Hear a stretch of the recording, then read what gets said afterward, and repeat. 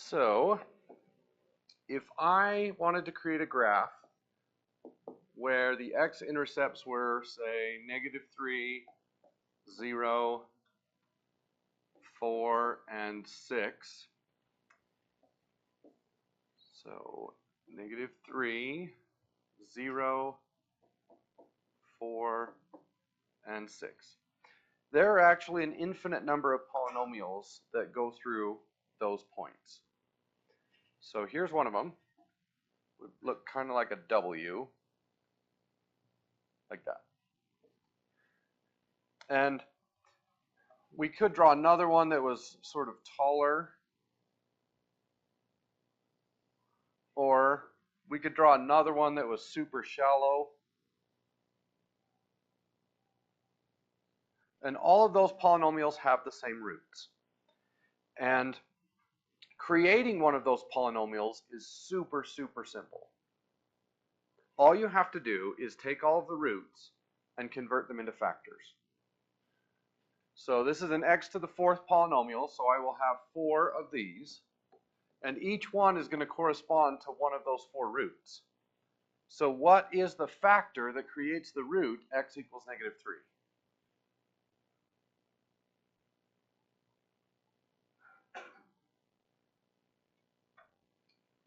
Right, all of these are going to be x, x, x, x. And this one is going to create -3. What factor creates x equals -3? What?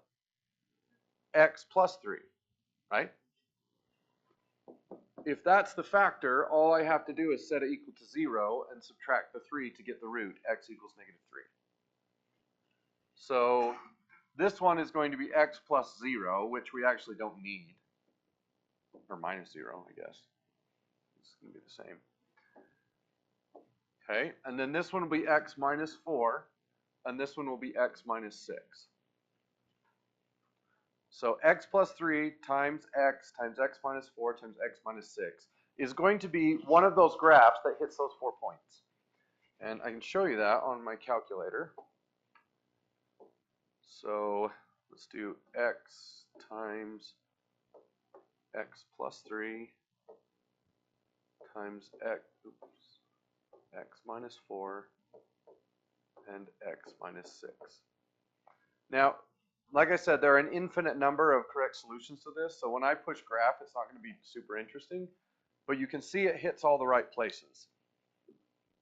So if I put a number out front, if that number is bigger than 1, then the graph is going to get taller. If that number is between 0 and 1, then the graph is going to get shorter.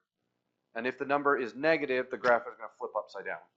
So if I wanted to create a graph that was a little bit more visible, I could multiply this by like 0.1.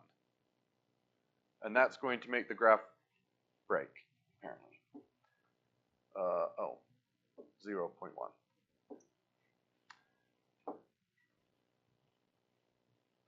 And that's similar to the graphs that I drew. If I want it to be a little bit shorter, then I could multiply it by, say, 0.02, and now the graph is much shorter. So building the basic graph, the most basic graph, is super, super easy. All you have to do is convert every root into a factor. And technically, we could multiply this all out and get some x to the 4th equation, but we don't need to. Whether it's in factored form or whether it's in condensed form, it's going to be the same equation. What's up? Can you sign this paper? I'm just taking it around for Corbin. She needs the teachers to sign it. Oh, is he leaving? Yeah. Okay.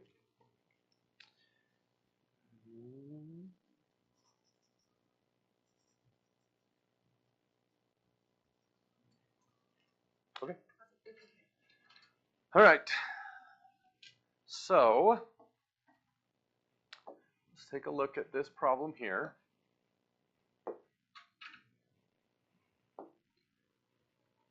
What is the polynomial? Well, the first one is going to be x times x minus 3 times x minus 9 times x plus 1. And that is the polynomial that hits those 4 points. All right.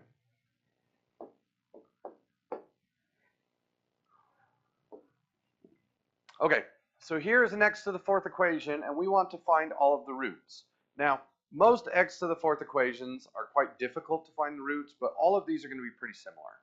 For each of these problems, we're going to pretend that this is a quadratic.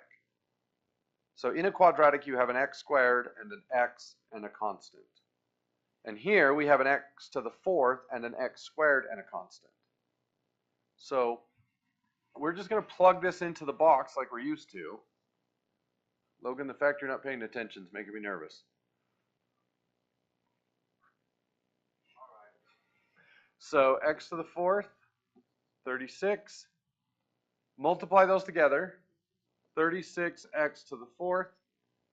And then I'm looking for factors of 36 that add to be negative 13.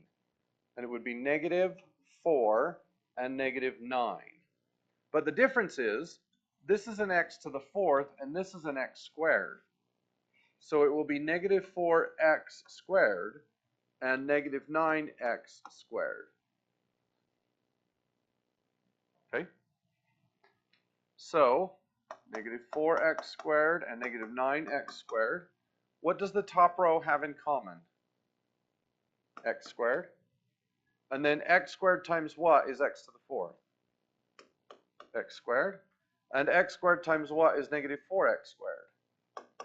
Negative 4. And then x squared times what is negative 9x squared? That would be negative 9. So my two factors are x squared minus 9 and x squared minus 4. But it turns out each of those is going to factor.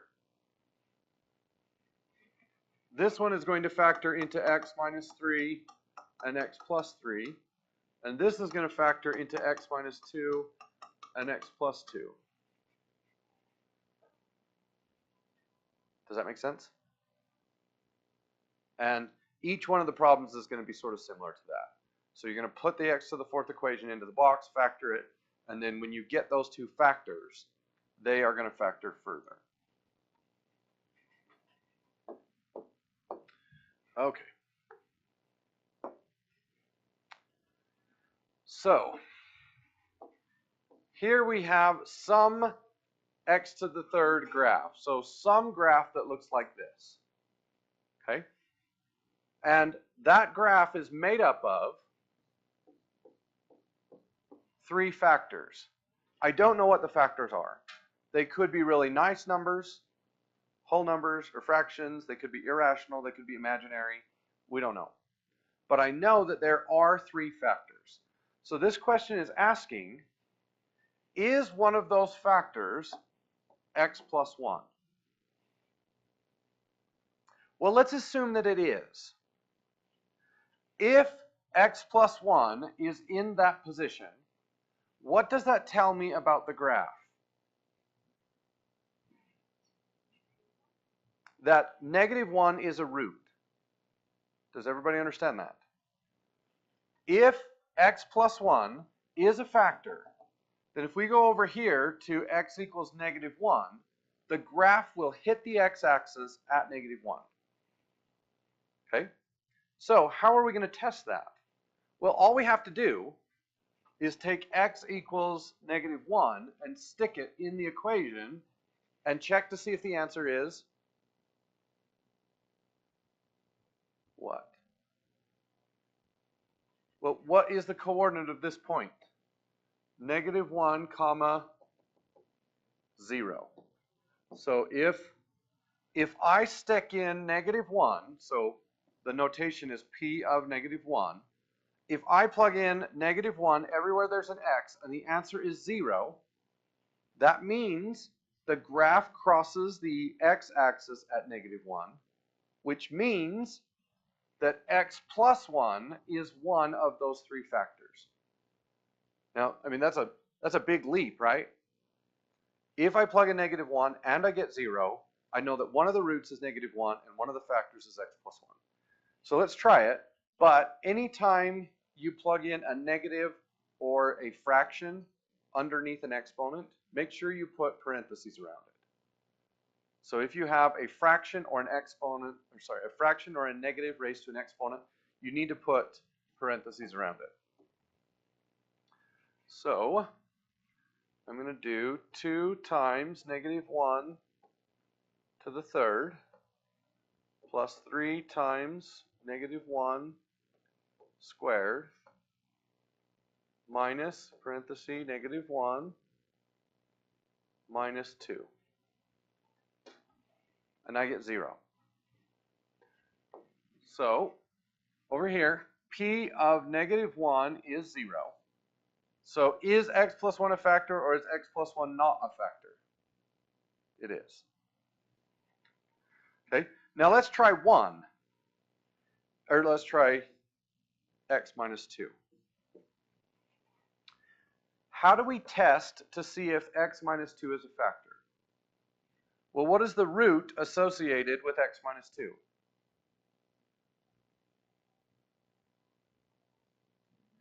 It would be 2, right? If x plus 2 is one of those, then we know that the graph will hit the x-axis at y equals 2, or at x equals 2.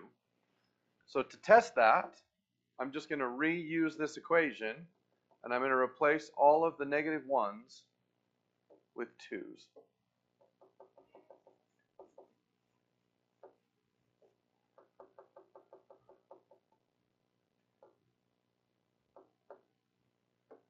We hit enter, and I get p of 2 is 24.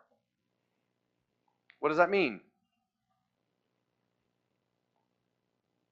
Well, does the graph hit the x-axis at 2? No. So is x minus 2 a factor? No. In fact, where is the graph at 2? So if I go over here to 2, what is this point here? Well, it happens to be 2 comma 20, oh, it would be 24, sorry. So it's going to be way up here. 2 comma 24. So my graph obviously is not right. Something like that. Okay. Do you need to see another one of those? Yes? No? Okay, let's do one more.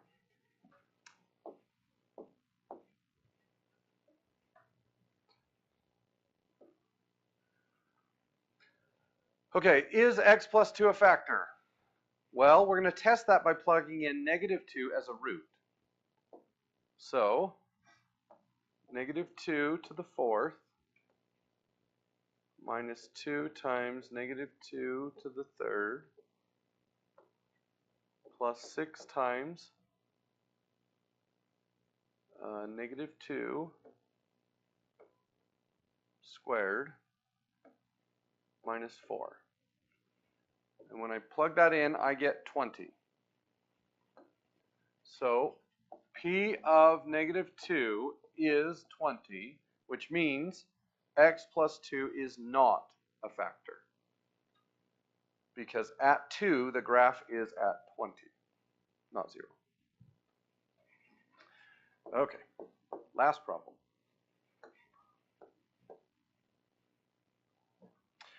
All right. So here, we want to know, what is p of 2? So p of 2 is what? So we're asking, if I look at this graph and I go over to x equals 2, where is the y value? Okay, well, one way to find that is to plug 2 into the equation, but that's too easy. We're going to do it the hard way. Another way to find that is to do division. So what is the factor associated with x equals 2? So this equation has 4 factors, right? Which factor has 2 as its root? Would be x minus 2, right? So now we're going to divide this by x minus 2. And the remainder of this will be the value on the graph at x equals 2. So this x to the 4th graph looks something like this. So we're going to go over here at 2 and figure out 2 comma what. That what is going to be the remainder of the division. So whenever your polynomial division goes in evenly, that means that the root associated with that factor is an x-intercept of the graph. If it doesn't go in evenly, then the remainder is the location of the point for that x value. So let's do the division. So I'm going to put x minus 2 on the side. Bring down the 2x to the 4th. Pull out an x, and I get 2x to the 3rd. 2x to the 3rd times negative 2 is negative 4x to the 3rd. These two need to add up to be negative 3. I'm at negative 4, so plus x to the 3rd plus x squared minus 2x squared. These two need to add up to be negative 6. I'm at negative 2. I need a negative 6, so negative 4x squared. Pull out an x, minus 4x.